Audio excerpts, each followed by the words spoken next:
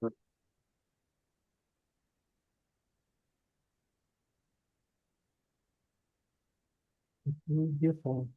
fait des copines pour la semaine. Ah, ça va depuis hier. Parce que je me dis que peut-être je vais en changer. Non, Parce que je me suis rendu compte que c'est la grand-mère. Non? C'est jeudi, c'est la grand-mère? non, C'est quoi, pas du tout. c'est pas C'est Yves jeudi. Galette. Oh oui, C'est Yves c'est pas Galette. jeudi. Oui. Moi, je C'est regardais quand est-ce suivant. que... Non, c'est la semaine C'est prochaine. Sarfeni. Ça, Ça a c'est démarré, hein?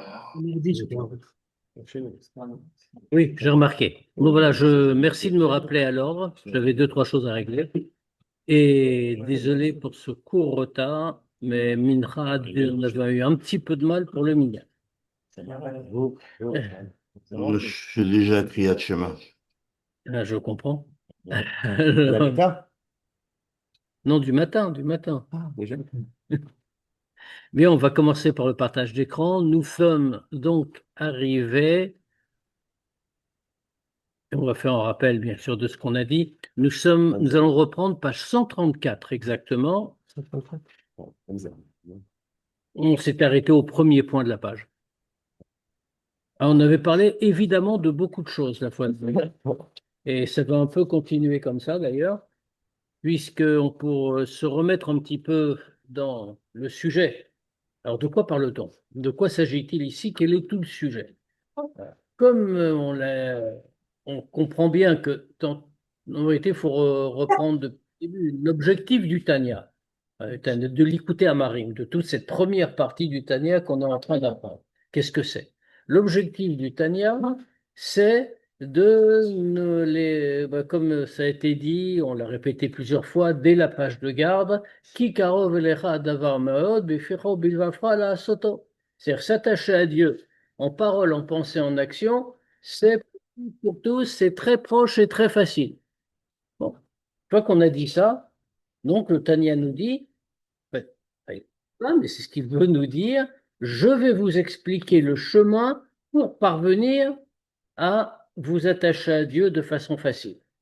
Maintenant, pour s'attacher à Dieu de façon facile, quel est le chemin? Le chemin le plus proche et accessible à tous. Il faut avoir Avavira, ce qu'on nous a longuement expliqué. Il faut avoir l'amour et la crainte de Dieu. Bon, on n'a fait que repousser la question d'un cran en réalité. Une fois que l'Admour Azaken nous a fait comprendre ça, ben, il nous reste à trouver comment on peut obtenir la crainte de Dieu de manière accessible à tous. Donc, sans exclusive. Pas seulement pour les tzadikim, il n'y a pas le livre des tzadikim, comme il s'appelle Sefer Shel Beinonim. Autrement dit, c'est pour tout le monde. Donc tout le monde peut avoir l'amour et la crainte de Dieu. Donc l'Admour Azaken a entrepris de nous dire comment on atteint l'amour et la crainte de Dieu pour tout le monde. Elle nous a donné plusieurs voies, plusieurs chemins. Enfin, c'était un seul chemin en réalité, mais nous a montré qu'il y a plusieurs degrés. Il y a des degrés qui sont difficiles, auxquels il est difficile d'accéder, c'est clair. Mais même quand ce sont des degrés auxquels il est difficile d'accéder, il y a toujours quelque chose qui nous permet d'y parvenir. Alors, qu'est-ce que c'est? Qu'est-ce que c'est? Alors, on a vu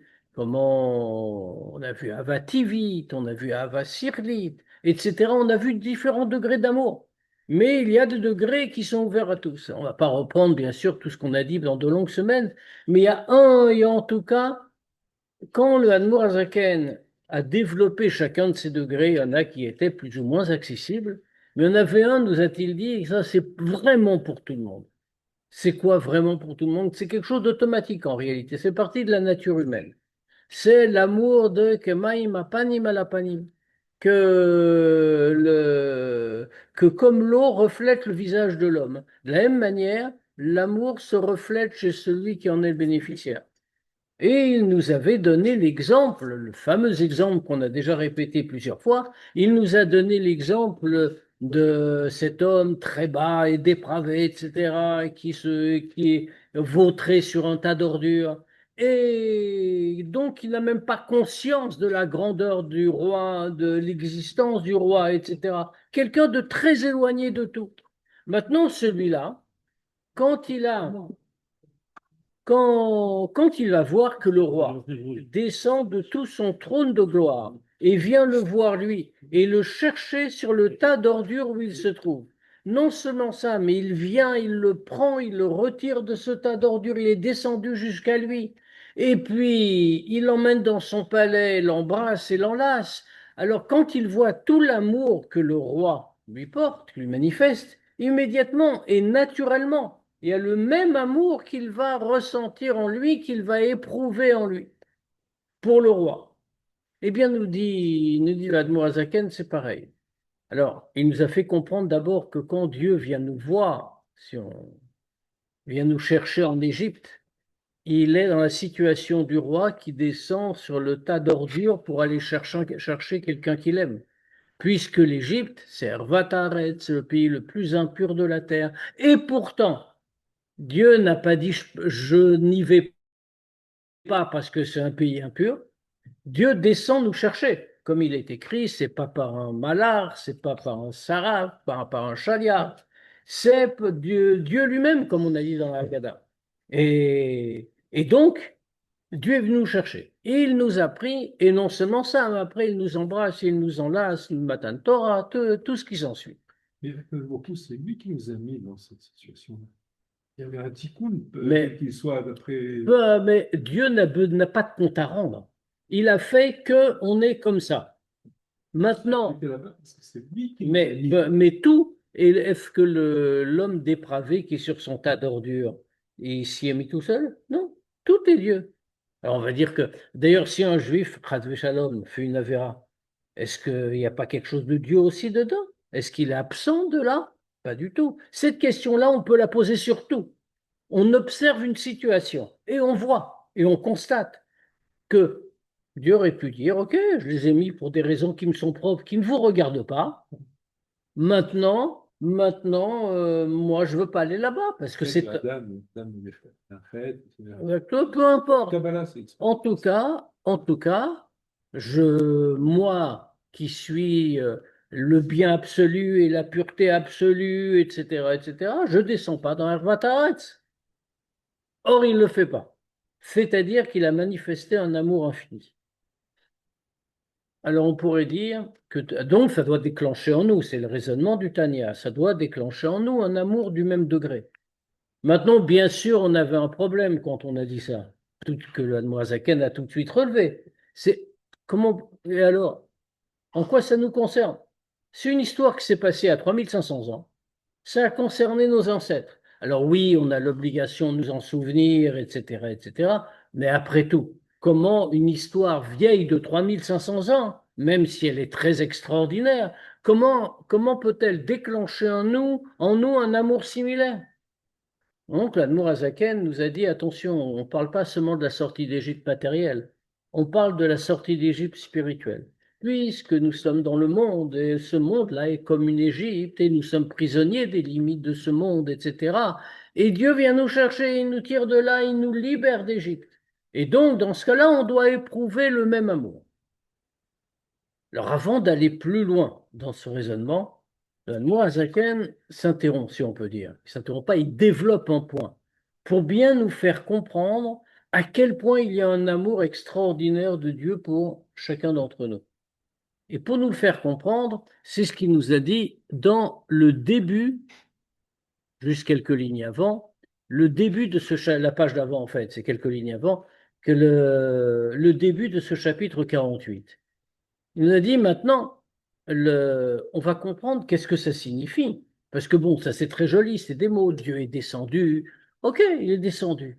Mais quelle est l'ampleur de cette descente? Qu'est-ce qu'elle veut dire par rapport à Kadosh Baruch Hu, cette descente? La descente dans le monde matériel, puisque c'est de ça qu'il s'agit, dans notre sortie d'Égypte individuelle. Pas celle il y a 3500 ans, ça on a bien compris, mais la nôtre de tous les jours. C'est-à-dire quand Dieu est présent dans ce monde, quand il crée le monde, quand il accompagne chacun d'entre nous pour le libérer, qu'est-ce qu'il fait? C'est quoi la descente? L'ampleur de la descente. Alors pour répondre à cette question-là, il a entamé ça dans le chapitre même prêtre qu'on a commencé la semaine dernière. C'est-à-dire, en vérité, il faut y méditer. Il faut méditer, et l'Admorazaken a insisté, c'est le maskil, autrement dit, celui qui va réfléchir. Ça demande un effort de compréhension. Il va réfléchir à la grandeur de Ein Sof Baruch Hu. Il va employer cette expression-là au cours du chapitre. Le Ein Sof, donc, il va réfléchir à la grandeur de Ein Sof Baruch Hu. On ne sait pas de quoi on parle hein, pour le moment, Ein Sof Baruch Hu.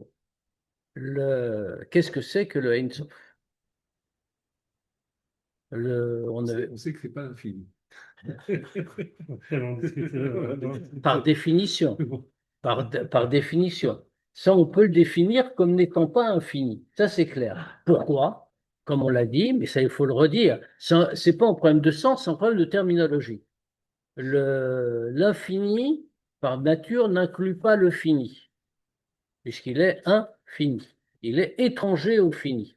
Si on dit de Dieu qu'il est infini, dans ce cas-là, ça signifie qu'il est imparfait, puisqu'il ignore la limite. Il est infini. Or, Akadosh Baruch Hu, c'est par nature, par définition même, rien ne lui est étranger. Ça signifie qu'il inclut tout. Il inclut aussi bien le fini que l'infini.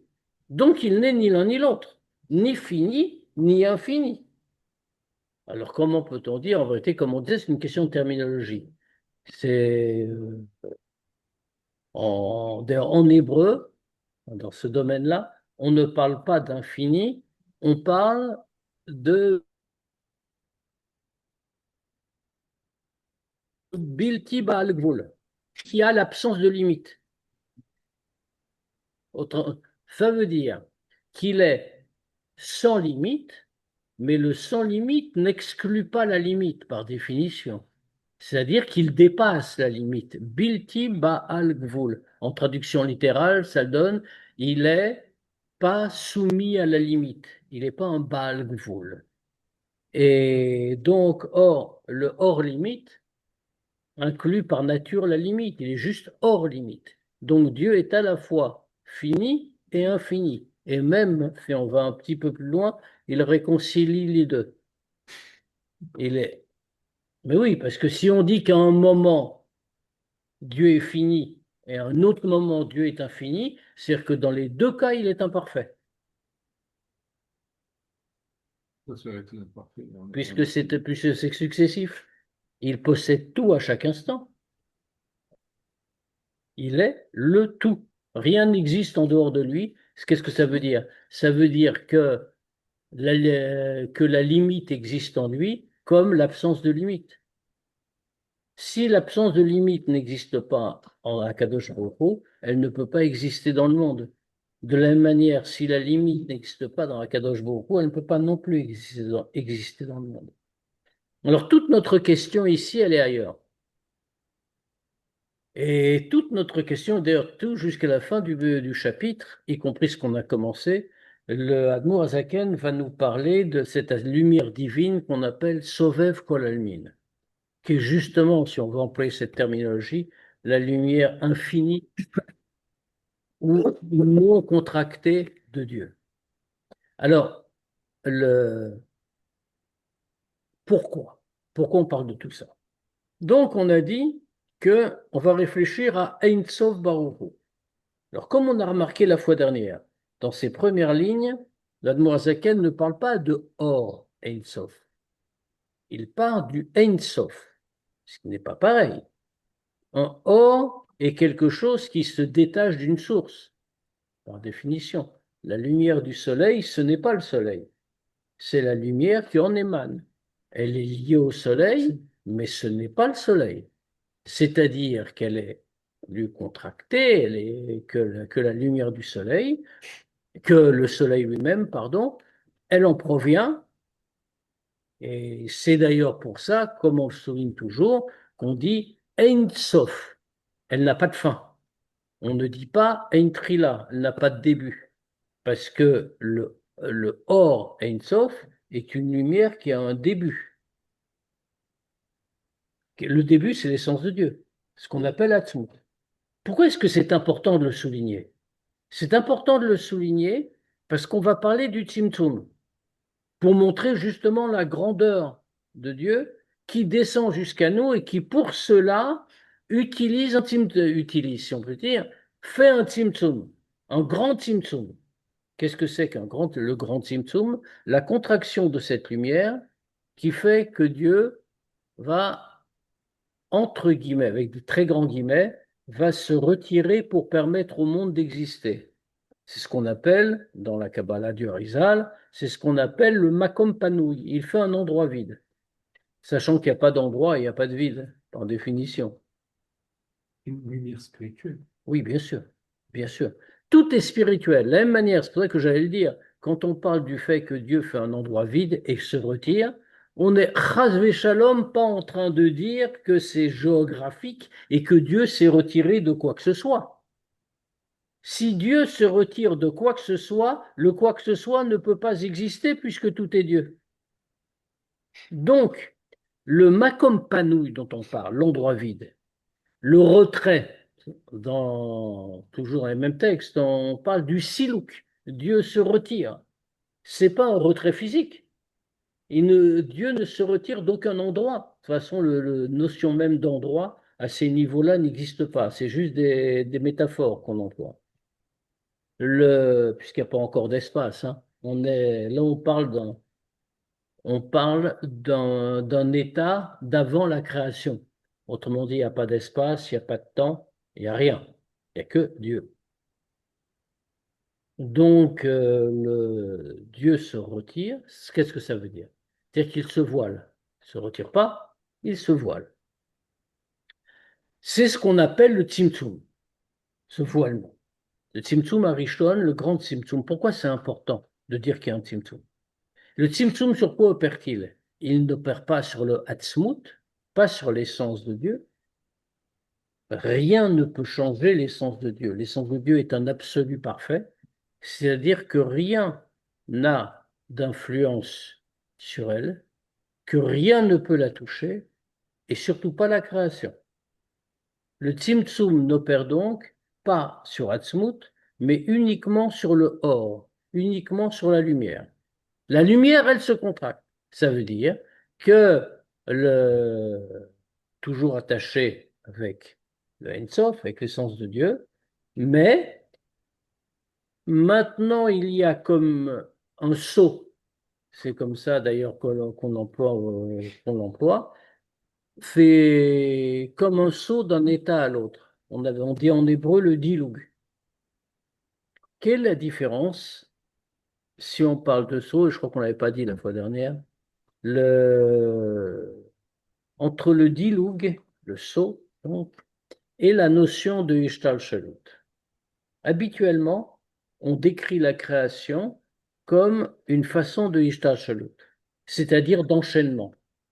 Qu'est-ce que c'est que l'idée d'enchaînement? Elle est très précise. C'est pas juste une vision littéraire, si on peut dire. C'est pas un mot pour un mot. C'est très précis. Un enchaînement, c'est une chaîne. Qu'est-ce que ça veut dire une chaîne? Il y a un maillon en haut, il y a un maillon en dessous, et ils se tiennent.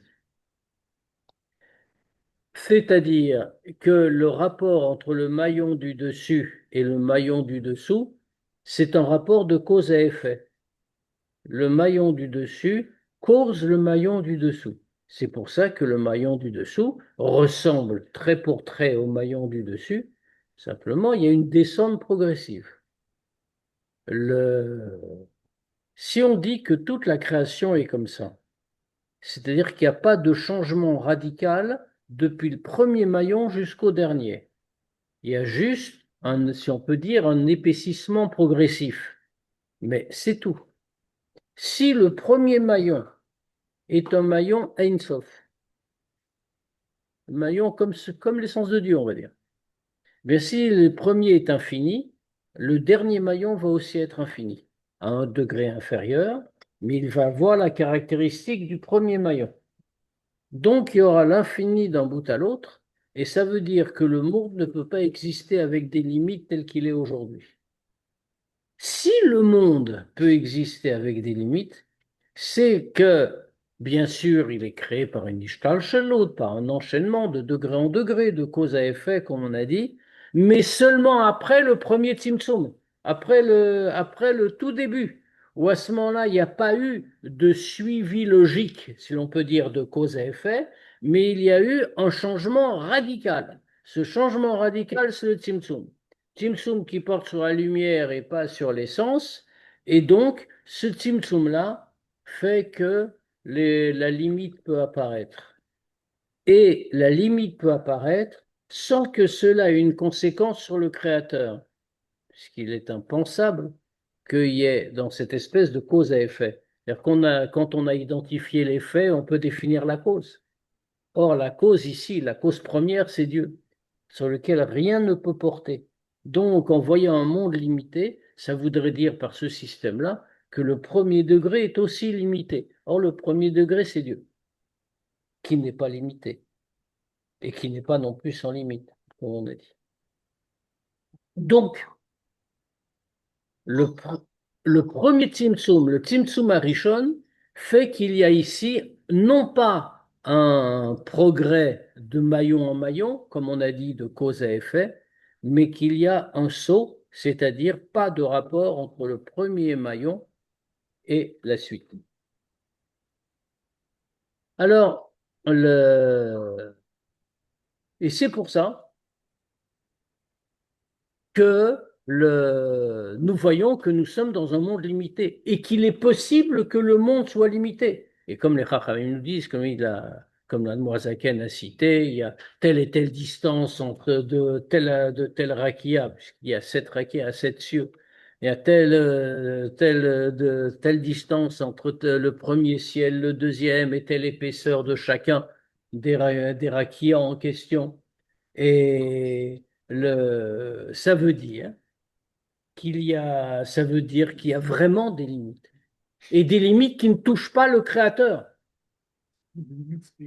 Oui, alors bien sûr, les distances qu'on nous dit, y compris les rakias dont on nous parle, il ne faut pas le prendre au sens matériel. C'est entièrement spécial, c'est expliqué par ailleurs. Mais le Admour Azaken, t'as même le droit. Le Admour Azaken va encore plus loin. Le Admour Azaken va encore plus loin. Il nous dit non seulement ça, de rakia en rakia, mais comme il a dit en fin de la page, là, comme on fait le chapitre même près, il a dit c'est vrai aussi pour le Ola, pas seulement Olam Hazé, mais même Olam Haba, et même Gan Eden, et même pas seulement Gan Eden à Tarton, le plus bas des degrés, mais Gan Eden à Elion, le Madour Neshamot à Tzadikim Agdolim, qui est l'endroit où demeurent les plus grands, les Neshamot des grandes Tzadikim, et les Neshamot elles-mêmes. Tout est limité. L'univers tout entier, univers matériel, univers spirituel, tout est limité, à des degrés très élevés, bien sûr. On ne compare pas le Gan Eden à Elion avec notre degré ici-bas. Mais même lui est limité. Et le Admour Azaken nous en a donné une preuve. Il nous a dit, et même les anges, qui a priori sont des créatures spirituelles, même a posteriori d'ailleurs, même les anges sont des créatures limitées. Pourquoi? Et comme il nous le dit tout en haut de la page, on l'avait dit, on peut le redire, puisqu'ils ont une limite dans leur compréhension du Or Ein Sof, qui est clair sur eux en s'habillant dans Chabad, dans leur Chabad. Ça veut dire donc qu'il y a véritablement une limite, c'est la grande caractéristique de toute la création. Nous sommes des êtres limités, et ça, c'est toute la grandeur de Dieu. Donc, de descendre jusque-là. Et c'est ça que l'Admour Zaken va nous expliquer. Tous les tzimtzumim que Dieu a traversés, en dehors de ce grand principe qu'on vient de voir, tous les tzimtzumim que Dieu a mis en place pour descendre jusqu'à nous, pourquoi tout ça? Pour que nous ne disparaissions pas. La limite est fondamentale. La limite n'est pas un défaut, c'est au contraire un privilège extraordinaire. On le voit tout de suite, on va reprendre après le premier point en haut de la page 134. On parle des anges. Mais on peut déduire de là pour les hommes. Vélachen. C'est normal qu'il soit limité. Mais l'homme, par principe, il est illimité. Bah, Sinon, il ça- aurait pas, Ça dépend de quel aucun point de mérite. vue. Ça dépend de quel point de vue. Le... Il a sans regarder les limites de son corps, ce qui est déjà pas mal comme limite. Il y a en dehors de ça les limites de sa compréhension. Même le plus grand génie de ce monde ne va pas tout comprendre. Non seulement on ne va pas tout comprendre, mais il y a des choses qu'on ne peut pas comprendre. Qu'est-ce que dit Shlomo HaMelech? Il a dit le Amarti Chakma Vei Rechoka Mimeni. Une seule chose, une seule chose. Ça veut dire qu'il y a une limite. C'est Shlomo HaMelech. Shlomo HaMelech, le plus sage des hommes, qui est censé avoir tout compris. Qui n'est pas censé, qui a tout compris. Et lui dit, à Chakma, j'avais dit que j'allais devenir avoir la Chokhma. Chokhma globale. Chokhma Tachem. J'aime bien donner. Mais, Irechoka Mimeni, elle est loin de moi. Puisqu'il n'a pas compris la raison de la vache rousse. Je pensais qu'il parlait uniquement que de la vache rousse. Que c'est la compréhension de la vache rousse qu'il Oui, n'a pas acquis, mais le reste, il a acquis. il a Hakim, ça veut dire qu'il est limité. La limite est lointaine, mais c'est une limite. C'est pas parce que nous sommes beaucoup plus limités. Il n'y a pas que la vache rousse qui nous pose problème. Mais Shlomo Ameler, à qui Dieu donne la chokma, qui a dit je vais tout avoir, il y a un moment où il ne peut pas avoir. Il est limité. Pourquoi est-il limité? Parce que c'est une créature. Parce que c'est la caractéristique de ce monde et c'est le résultat du Tzimtzum Arishon. C'est la même chose pour Michel. Oui, bien sûr. Mais moi, j'aurais bien voulu une date. Ouais. On ne nous a pas tout dit, ça. Parce qu'on est aussi limité. Et, et on le voit pour les anges. Velachen yesh gvul le'anat. Et donc, puisque les anges sont limités dans leur compréhension du Or Ein Sof, et on peut imaginer ce que c'est la limitation des anges dans la compréhension du Or Ein Sof. Je veux dire, pour nous, le Or Ein Sof, c'est un mot. Pour eux, c'est une réalité. Le Or Ein Sof les éclaire et, comme on l'a dit ici, s'habille dans leur Chabad, dans Chochma Binadat. Mais pourtant, ils sont limités dans leur compréhension. Et de ce fait, il y a Gvul Anatam. Il y a une limite aux délices qu'ils éprouvent chez Nénin, Miziv, Ashrina, qu'ils ont une jouissance du rayonnement de la Shrina, ou Mitandin, Beor Havaye, ils ont un plaisir dans la lumière de Dieu. Alors en réalité, pourquoi tout ça? Parce que Ein Yecholin, qui Ein Yecholim lekabel anav et ta'anug beprinat ensof mamash. Qu'est-ce qu'ils ont comme jouissance? Comme on le voit dans l'expression, Nenin Meziv Ashrina. Ils ont une jouissance d'un rayonnement de la Shrina. La Shrina, c'est déjà un niveau de la divinité.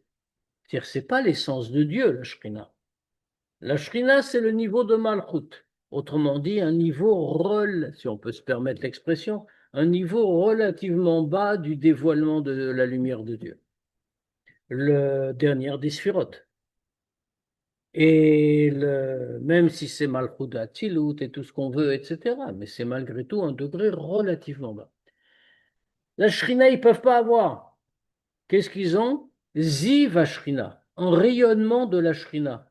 Autrement dit, de la même manière que le rayon du soleil, c'est pas le soleil, eh ben le Ziv Ashrina, c'est pas la Shrina. Sauf en physique. Physique, un grand rapport avec la. Mais on est Origine. d'accord, on est d'accord. Sauf que le rayon de soleil, je peux le regarder, il me fait. Et alors que le soleil, je ne peux pas le regarder face à face. Et en plus, si je le fais, ça ne me fait pas du bien.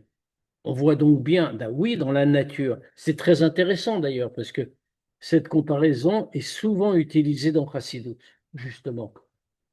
Ce n'est pas la même chose. On parle de spirituel, on utilise une image matérielle, mais malgré tout, c'est un petit peu la même chose. Le rayon, c'est très intéressant. Il est comme le soleil.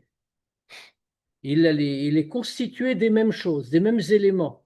Pourtant, lui, je peux le contempler et pas le soleil. Pourquoi? Ben, il y a un tzimtzum qui est passé par là. ça nous fait comprendre ce que ça signifie. Alors, c'est pas exactement pareil, bien sûr, mais ça nous fait comprendre ce que ça signifie. Et pas seulement ça. Si le rayon est lié au soleil qui lui donne sa force, mais si on reprend le rayon et qu'on le place dans le soleil, le rayon ne va plus exister. Pourquoi il est absorbé par le soleil? Maintenant, la lumière divine, à l'intérieur de la divinité, existe encore. Pourquoi? Parce que l'essence de Dieu est partout. Notre monde n'est qu'une émanation de l'essence de Dieu. Et pourtant, nous existons encore. Ça, c'est le grand chidouche. Et comment pouvons-nous exister? Grâce au Tzimtzum et à la limite. Et c'est ce qu'on nous dit ici. On nous dit, les anges ne peuvent pas recevoir un plaisir au niveau, un délice de la révélation de Dieu, au niveau du Ein Sof Mamash, au niveau vraiment du Ein Sof. Pourquoi? Pour qu'ils ne disparaissent pas, qu'ils ne perdent pas leur existence et qu'ils ne retournent pas à leur source. Ils seraient alors comme le rayon du soleil qu'on aurait ramené dans le soleil. Shabbat, chef du Brass, il fait Haïm, Oui, absorber la niche. le soleil, il est en dehors, le rayon de soleil, il est en dehors. Tu m'entends?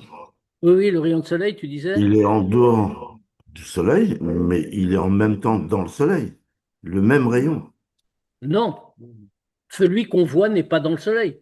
Et je te Il a parle sa pas de source celui dans le qu'on soleil. voit. Non, je te dis pas celui qu'on voit. Je te dis la réalité. Il est dedans et en dehors. Ah oui, oui, mais c'est vrai pour tout. C'est vrai même dans notre image. Encore une fois, il ne faut pas essayer de faire correspondre totalement les images avec ce qu'on veut désigner. C'est que pour nous faire comprendre. On ne dit pas c'est comme ça. Mais malgré tout, là, il y a une vraie analogie, parce que le rayon du soleil n'existe que parce qu'il est lié au soleil. C'est-à-dire, imaginons qu'on dise, on va détacher le rayon du soleil. Le rayon disparaît. Il doit être lié au soleil. Alors effectivement, il y a le rayon en question se trouve à l'origine dans le soleil, mais il n'existe que parce qu'il en sort. Il existe de manière autonome, je veux dire, de manière indépendante, que parce qu'il en est sorti. De la même manière ici, qu'est-ce qu'on a dit? S'il n'y avait pas la limite, s'ils avaient un plaisir, si les anges, mais c'est vrai pour les hommes, s'ils avaient un plaisir infini en Dieu, c'est-à-dire c'est un plaisir du Ein Sof Mamash et pas seulement de Zivashrina, alors ça les emporterait totalement. Ils fusionneraient avec Akadosh Baruch Hu. C'est exactement ce qu'on a vu à propos de Nadav et Avihu. Qu'est-ce qui s'est passé? Ce qu'on appelle le ratso sans chouve, l'élan vers Dieu sans retour, et c'est-à-dire sortir des limites. Or, le but n'est pas de sortir des limites. Au contraire, le but est d'y rester. Donc tout ça est possible grâce au Tzimtzum. Oui, Question. Tout à l'heure, on a parlé de la Chokhmah que Moshe Rabbeinu ne possédait pas. Il y a une Chokhmah que Chokhmah Hachem, mais nous, on nous demande que la Chokhmah de Moshe Rabbeinu. On nous demande que la Chokhmah de la Torah. On ne peut pas nous demander autre chose. on On en aura voit, jamais accès, mais on nous a jamais demandé. mais la Chokhmah de la Torah contient tout. La Chokhmah de la Torah, c'est Chokhmah Hashem. Hu vechokhmato echad, comme on l'a cité au début du Tanya, de Rambam, que on a l'habitude, quand on parle de la sagesse de Dieu, on fait tous la même erreur. C'est très humain. On est en train de comparer ça à la sagesse humaine, en pensant, comme on ne sait pas ce que c'est que la sagesse divine en réalité, fondamentalement. Donc on dit, on sait ce que c'est que la sagesse humaine, on va dire que la sagesse divine, c'est la sagesse humaine multipliée par un facteur X, qui sera l'infini. C'est une erreur. C'est même une grave erreur intellectuellement. Pourquoi? Parce que dans la sagesse de l'homme et l'homme qui en est porteur sont deux entités distinctes. La preuve, c'est que quand j'apprends quelque chose, je rajoute à ma sagesse. Et cette partie que je viens d'apprendre, je peux l'oublier. Autrement dit, ça n'était pas moi. C'est une chose différente. Alors que quand on parle de Dieu, il inclut la totalité. il ne connaît pas les choses par une connaissance extérieure à lui, mais il connaît tout parce qu'il se connaît. Autrement dit, la sagesse fait partie de lui. C'est ce que nous dit Rambam, Hu hayodea, hu hamada, hu hayodea, hu hayadua. Il est la science et le savant et l'objet de la connaissance. Hu vechokmato echad, lui et sa chokma sont une seule et même entité. Donc, ce qu'on nous demande, quoi? Qu'est-ce qu'on nous demande? On nous demande de connaître la Torah. Torah v'ekutia v'erihu. Pardon? Torah v'ekutia v'erihu chadou. Exactement, exactement. Ça veut dire que on nous demande de connaître la sagesse de la Torah, qui est une sagesse infinie. Et, maintenant, et c'est pour ça qu'on dit que quand on étudie la Torah, on s'attache avec Dieu. Le Tanya l'a beaucoup développé précédemment. J'écoute. Il y a un vrai lien qui se crée. Pourquoi? Parce que la Chokhmat Hashem pénètre notre Chokhma. Et donc, nous unissons notre Chokhma avec la Chokhmat Hashem. Ce qui ne se fait pas par les mitzvot, par exemple. C'est un autre processus qu'il y a dans les mitzvot. Mais c'est pour ça que l'étude de la Torah est une idée fondamentale. En dehors du fait de connaître, je dois connaître parce que je dois connaître, je dois connaître comment me comporter, etc. Il y a il y a une vraie conséquence spirituelle de l'étude de la Torah dans notre rapport avec Dieu. Quoi qu'on étudie, hein, pas forcément Kabbalah ou Chassidut ou des choses mystiques, mais même quand on étudie un passouk de Chumash, Rashi, c'est vrai aussi. Qu'on étudie un dîme dans Kitzur Shulchan Aruch, c'est vrai aussi. C'est Chokhmat Hashem. Alors, C'est pas le même pécheur qu'on fait avec une mitzvah. non, Une pas du mitzvah, tout. mais c'est quand même un contact avec le Créateur. La mitzvah? Oui, bien sûr. Mais mitzvah, comme l'enseigne le Baal Shem Tov, Milachon Tzavta Vechibur. Ça vient du mot en araméen Tzavta. Alors, je ne sais pas si. Alors, enfin, d'un point de vue linguistique, je ne garantis pas l'étymologie rationnellement. En tout cas, l'étymologie est spirituellement exacte. Enfin, le Baal Shem Tov dit, le mot mitzvah vient du mot tzavta. Pas tzavta avec un samer, un tzavta en araméen avec un tzadik. C'est où? Voilà. Tzavta qui veut dire un lien, un attachement. La mitzvah sera attachée à Dieu, mais pas de la même façon que la Torah. Du point de vue quand on compare les deux, il y a une supériorité de la Torah dans l'attachement à Dieu. Mais il y a une supériorité de la mitzvah dans la spiritualisation du monde. Et si vous permettez, il y a aussi d'autres explications qui Bon, donnent. on va continuer. On dira après, il faut continuer un petit peu. Vine pratiut tzimtzumim erchum. Alors maintenant qu'on a dit tout ça, on a donc vu l'importance du tzimtzum, ce que ça signifie. C'est-à-dire donc, tout ça nous vient de la Kabbalah du Harizal, en vérité. Il y a donc ce premier tzimtzum, le siloug, comme on expliquait, etc., etc., un diloug, ce qui fait que la création, par sa limitation, n'a pas de résonance sur le créateur et ne limite pas le créateur. Il y a eu un passage, un saut, comme on a dit. Maintenant, ensuite, il y a la descente de degré en degré qu'on appelle Seder Ishtalshelut, justement dans la Chassidoute, l'enchaînement des mondes, l'ordre de l'enchaînement, de monde en monde, de degré en degré, peu à peu. Alors, le Admoazaken va continuer à nous parler des Tzimtzumim pour arriver à nous parler de ce type de lumière qu'on appelle Or Asovev. En vérité, l'essentiel du Pérec ici, du chapitre, ça va être pour nous parler de Or Asovev. Alors, avant de commencer, pour définir en 3 mots, hein, parce que les 2 grands types de lumière par lesquels le monde est créé. Or Asovev, dont on va parler, et Or Amemale, dont on ne va pas parler. Le Admorazaken va en parler, mais très brièvement. Il ne va jamais employer le mot Or Amemale, mais c'est très clairement à ça qu'il fait référence. Alors, il y a 2 types de lumière qui créent ce monde. Ce qu'on appelle donc, on va commencer par la plus haute, Or Asovev. Or Asovev, ça veut dire la lumière qui entoure. Pourquoi qui entoure? Parce que c'est une lumière qui est sans Tzimtzum. Et c'est à partir d'elle que peut-être que le monde est créé Yesh Me'ain à partir du néant. Pourquoi? Parce que seule une lumière qui n'a pas de limite peut faire apparaître à partir du néant, peut créer à partir du néant. Alors on l'appelle Aura Sovev en voulant, ce n'a rien de physique. Elle est dans le monde, cette lumière-là aussi. Mais on dit qu'elle entoure parce qu'elle ne pénètre pas profondément le monde et c'est comme si elle entourait physiquement parce qu'elle est justement sans limite et qu'elle ne pénètre pas un monde limité qui ne la contiendrait pas. Une Yesh Miaïn, c'est pour créer le matériel. Pour créer tout,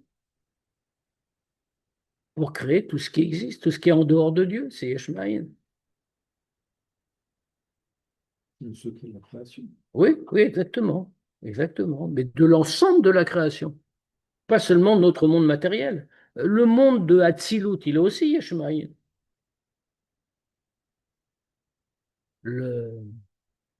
C'est-à-dire que, en vérité, il ne faut pas regarder d'en bas, il faut regarder du point de vue de Dieu. Tout est Yesh Ma'in. C'est un autre degré où on a l'impression que Hatzilut, c'est très haut. Et ce qui est vrai, c'est très haut. Mais c'est Olam Hatzilut, c'est aussi un monde. Pour lui, Autrement. c'est pareil que le monde matériel, en Atsilut ou pas. Puis, aussi du point de vue de Dieu. Oui et non. Enfin, c'est pas tout à fait exact. Dans Hatzilut, j'ai fait exprès de prendre cet exemple, mais dans Hatzilut, il y a deux choses. C'est un monde, donc un voilement, mais Hatzilut vient du mot Etzel. Nous dit-on proche de, parce que c'est pas vraiment une création encore. D'ailleurs, on voit que le monde en dessous, si on peut dire, il s'appelle Bria, création, parce que c'est vraiment là que commence la création. Hatzilut, c'est pour ça qu'en dans les bonnes traductions françaises, on l'appelle le monde de l'émanation, ce qui n'est pas idiot comme traduction. Ça ne veut rien dire, mais c'est pas idiot. Parce que c'est pas une vraie création, c'est plus proche. Dans le terme de création, il y a une idée très dure de coupure en réalité. Il y a le créateur et la création, ce qui n'est pas vraiment dans Atsilut. Et pas totalement en tout cas. Alors ça veut dire, la lumière, ça c'est Ora Sovev. Donc en vérité, Ora Sovev, il y a même 2 degrés. Il y a Ora Sovev avant le Tzimtzum, et il y a un Or à Sovev après le Tzimtzum. Mais on ne va pas s'arrêter là-dessus, parce que ici, dans le Pérec, même prêt a priori, dans ce chapitre que nous voyons, il part du Or à Sovev avant le Tzimtzum. Autrement dit, une lumière sans aucun, qui n'a pas du tout connu de Tzimtzum. Et parallèlement, on vient de dire que cette lumière-là a créé Yesh Ma'in, mais n'est pas du tout à la mesure du monde. Et c'est pour ça qu'elle est Sovev. Elle entoure, ne pénètre pas, de manière figurée. C'est pour cela il y a une autre lumière qui s'appelle Or Amemale. Alors le nom complet se Sovev Kol Almin, tous les mondes. Or Amemale, la lumière qui emplit Kol Almin, tous les mondes. Alors c'est la même image. Comme Sovev, ça entoure parce que ça ne pénètre pas, Memale, ça remplit parce que c'est la lumière qui pénètre les mondes. On a compris que si elle pénètre les mondes, ça veut dire qu'elle est à la mesure des mondes, c'est-à-dire qu'elle a été réduite à la dimension du monde et qu'elle ne les fait pas disparaître parce qu'elle s'y habille. Ce qui veut dire donc qu'il y a un tzimtzum qui lui permet de pénétrer chaque monde à son niveau, parce qu'il est clair que les capacités, par exemple, du monde de Bria, sont très supérieures aux capacités de notre monde à nous, qui est le plus bas degré du niveau de Assia. En réalité, quand on dit qu'il y a 4 mondes, en réalité, c'est faux. C'est une simplification. Enfin, c'est pas faux, mais c'est une simplification. Il y a une infinité de degrés dans chacun de ces degrés-là, et nous sommes le plus bas du bas, si l'on peut dire. Pourquoi on ne dit pas que c'est la même lumière, ces deux-là, Or à Sovev et Or à... Parce que la lumière de Hora Sovev est une lumière hors limite, la lumière de Ein Sof. Et donc, dans ce cas-là, dans un univers limité, elle ne lui permet pas d'exister. L'univers est battel, il est annulé par cette existence. Alors que le Or Amémalé est une lumière adaptée à la dimension du monde, elle ne le fait pas disparaître. Mais elle ne fait pas non plus de création, Yeshmaïn. Or Amémalé procède à une création qu'on appelle Yesh Meyesh. Autrement dit, elle crée quelque chose, mais à partir de quelque chose de déjà existant. C'est-à-dire, comme la chaîne, comme on a dit, c'est derrière l'autre, un maillon qui entraîne un autre maillon, le lien de cause à effet. C'est le mot de Tira. Quoi, pardon? Le Olam Yetzira. Yesh Yesh. Oh, pas forcément, on peut dire ça de brillant, on peut dire ça on peut, c'est dans tous les degrés. D'accord. Le- Alors, on a encore 5 minutes. Oui, Brian. Yes, Bon, après. Veine pratiut atzimtzumim erhuma en kan makom biurab.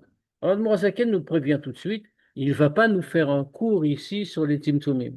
C'est pour ça que j'ai voulu commencer par donner quelques éléments, parce que le Admorazaken ne va pas nous les donner dans le texte. Nous sommes tous des grands kabbalistes, comme chacun sait. Donc, les détails des tzimtzumim, qu'est-ce que c'est et comment c'est pas le lieu ici de développer. Il y a d'autres endroits où l'Admorazaken en parle. On va l'écouter Torah, Torah Or, on trouve du Tzemar Tzedek dans Der Mitzvotera. Il y a plein d'endroits dans Chassidut où on trouve ces sujets. Mais ce n'est pas le but du Tanya. Comme on l'a dit, le but du Tanya, c'est Avoda, c'est le service de Dieu. Le Ranmou Azaken nous explique ça, pas pour nous apprendre quelque chose sur les Tzimtzumim et commenter la Kabbalah du Harizal. Il nous apprend ça pour nous faire comprendre la grandeur de Dieu, nous faire ressentir la descente qu'il a opérée pour déclencher en nous cet amour qui va nous permettre d'avoir un Avat Hashem et comme ça de réaliser cet avoda. Alors quand même, il nous donne quelques éléments. Ar derer klal, mais de manière générale. Hen hem prinat ester ve'elem amshachat ha'or va'achayut. Mais de manière générale. Comment est-ce qu'on peut définir les tzimtzumim? Puisqu'il y en a donc dans tous les degrés. On a dit c'est des reshtachlos, de monde en monde, il y a un tzimtzum. Alors, comment est-ce qu'on peut les définir? C'est tous Prinat Esther Velem. C'est tous un voilement, une dissimulation. Un voilement, une dissimulation de la descente de la lumière et de la vitalité. Shelo Ya'ir Veyumshach la Tartonim Beprinat Gilu. Pour qu'elle n'éclaire pas et qu'elle ne descende pas en bas dans une façon de dévoilement parfait. Pour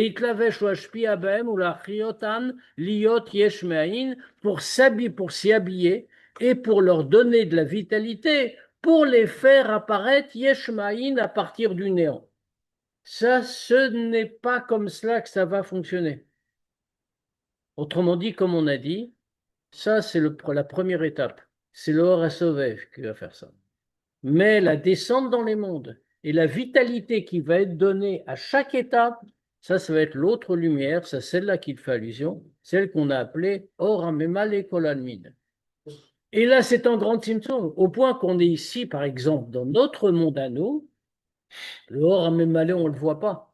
Et pourtant, c'est lui qui fait vivre chaque atome de notre monde. Maintenant, ne faisons pas une erreur non plus, et on terminera là-dessus. Ne faisons pas une erreur. Ne croyons pas qu'il y a deux lumières totalement séparées, que le Hora Sovev n'est pas ici. En vérité, ces deux lumières sont les mêmes. C'est la lumière de Dieu. C'est juste que le Hora Memale vient du Hora Sovev après qu'il ait été contracté. Mais c'est la même lumière. C'est pas deux choses différentes. Et les deux sont constamment présents. Sans ça, sans la première, il n'y a pas de création. Sans la deuxième, il n'y a pas de maintien à l'existence. Donc les deux doivent être là en même temps, constamment. Donc ça, on comprend déjà ce qu'on va vouloir nous dire, que Akadosh Baruch Hu est là, présent dans le monde, à chaque instant, dans tous les domaines, dans tous les aspects et dans toutes les dimensions du monde. On reprendra là-dessus la semaine prochaine. On peut poser quelques questions s'il y en a.